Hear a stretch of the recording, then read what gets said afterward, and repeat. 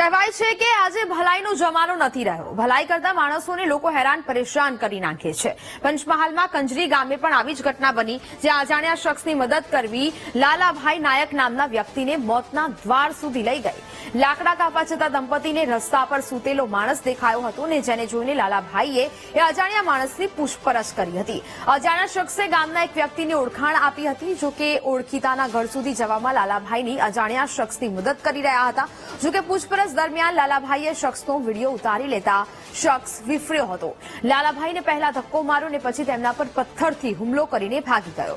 હુમલામાં લાલાભાઈને માથામાં ભારે ઈજા થતા તેમનું ઘટના સ્થળે જ મોત થયું. જોકે પોલીસે ગણતરીના કલાકોમાં જ આરોપી કલ્પેશ ચૌહાણની ધરપકડ કરી લીધી છે.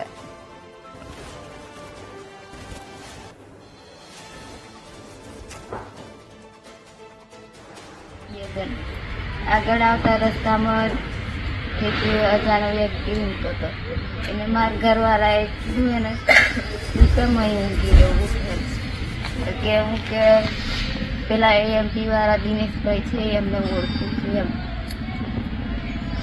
ઓળખતો હોય તો તને ફોન કરીને પછી વાત કરાવું. તું વાત કરે મારા ઘરવાળાએ કીધું. તો એને કીધું કે હું વાત નહીં કરતો, હું હાલોલ રહું છું કેમ. પછી પાછો કે હું ટોકી બાજુ રહું છું એમ. દિનેશભાઈ જોડે મારા ઘરવાળા વાત કરતા આવતા હતા. તો હું પછી કીધું સારું તમે ફટાફટ ચાલો એમ કે સારું કેમ. પછી હું આગળ નીકળી અને પાછળ એ બે જણ આવતા હતા વાતો કરતા. એને ધક્કો મારી દીધો મારા ઘરવાળા એમ પકડી એના હાથ એટલે ધક્કો મારી દીધો. તો ધક્કો મારી પથ્થર જ મારી દીધો. મને દોટ કાઢીને આવતા એ પથ્થર મારી ભાગી ગયો.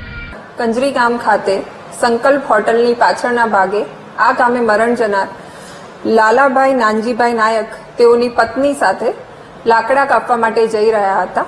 તે સમયે આ કામના આરોપી એક અજાણ્યો ઈસમ ત્યાં સૂતેલી અવસ્થામાં હતો, જેને લાલાભાઈએ પૂછપરછ કરી તેના વિશે જાણવાનો પ્રયત્ન કર્યો અને તેનો વિડીયો ઉતારેલો હતો. આ બાબતથી ઉશ્કેરાઈ જઈ આ કામના આરોપીએ ફરિયાદી બેનના પતિ લાલાભાઈને ધક્કો મારી દીધેલો હતો અને તેમના માથા પર પથ્થર વડે ઈજા કરેલી હતી અને આ કારણે લાલાભાઈ નાયકનું ઘટના સ્થળ પર મૃત્યુ થયેલું હતું.